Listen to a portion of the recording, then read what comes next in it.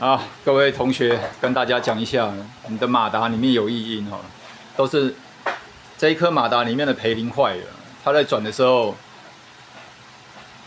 培林里面发出声响。那通常2、3线的马达几乎3、4年就会出问题。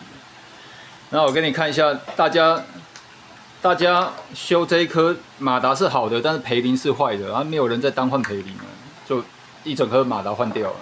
我直接把这颗马达拔起来了，你看，